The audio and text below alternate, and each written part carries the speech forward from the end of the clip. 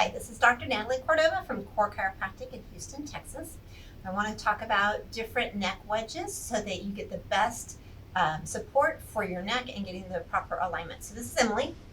So if you're looking this way, you're supposed to have a 35-degree curve in your neck so that you're having something that looks like a backward C supporting the head. So you want your ear over your shoulders with that curve. Now, if she was on the phone all day or a laptop all day, it takes out that curve. So we want to have some time on neck wedges to help counter that. So we want to have the proper curve, but we want to have the right support so it's not pushing her head too far forward or there's no support whatsoever. So I have different sizes. So this is a small neck roll. You can get this cold or warm. It's very comfortable, but oftentimes this isn't going to be big enough. So if we started with this, I will show you how that looks. So come on back, Emily. Okay. So if she had no support whatsoever, then her neck isn't getting that arc in there, and she's not getting support to encourage that 35-degree curve. If we added this and she puts it down, she barely has any force pushing into that curve, so she's not getting any real results with that. It's as if she had no support whatsoever.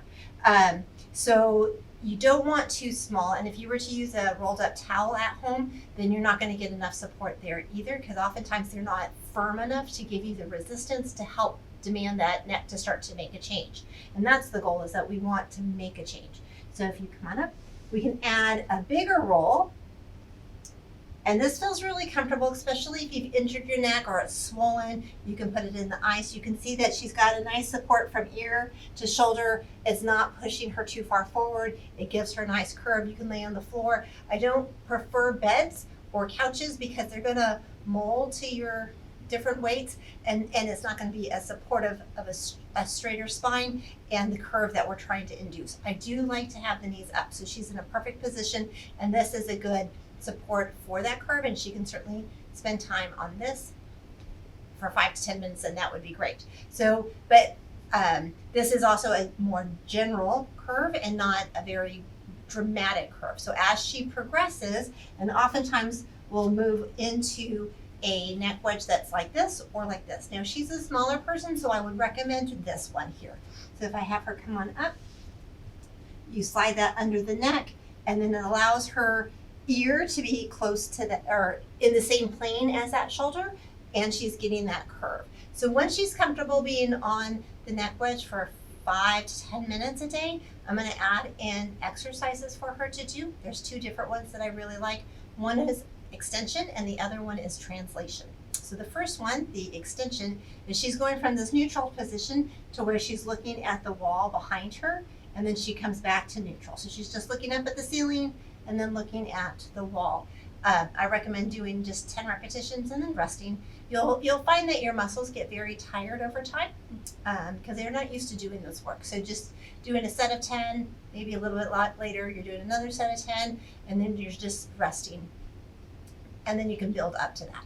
So those are the extensions. The other one is translation. So here you're in a neutral position. Again, the nose is pointed up towards the ceiling, and then you're pushing your whole neck and the head, the occiput, into the floor to translate the bones that are all lined up. So they're just strengthening the muscles around it as it's being demanded in that curve. So both of those exercises target different muscles around the spine to strengthen it in that curve. These are great. Now, if I have her try out this neck wedge, if you want to come sit up, this neck wedge is too big for her. And so oftentimes this might be just the general neck wedge that we've given everyone, or you might have gotten it online, but you can see that her ear is being pushed forward in front of her shoulder, and that's going to not support the better posture that we want when we want the ear over the shoulder, not in front. So to counter that, if you have this and you don't want to change to a different neck wedge, then you can add a blanket underneath it. So if she was to get up, I have a nice fat thick blanket that will make a difference. You don't want a skinny little blanket that isn't thick at all, but you want it under her butt and under her whole upper body, not her neck. And then the neck wedge goes at the edge of that.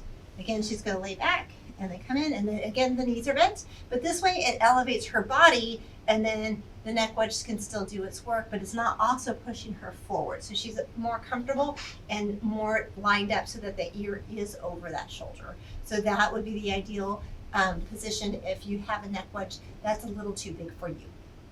So again, you want to start out with 5 minutes, build up to getting to like 10 to maybe even 20 minutes at a time. If you start cutting off circulation and your head goes numb, you've been on there too long. But you certainly want to build up so that you're spending time lengthening the muscles and the ligaments in the front of the spine and shortening the ligaments and muscles in the back of the spine so you have that proper curve. So when you're under good chiropractic care, that's unlocking the joints to help you to get into a better position. And then this complements that by getting and stabilizing all those ligaments and muscles of the spine in that better position so that you have a good support of your spine all day long. And that's the goal. So hope this was helpful.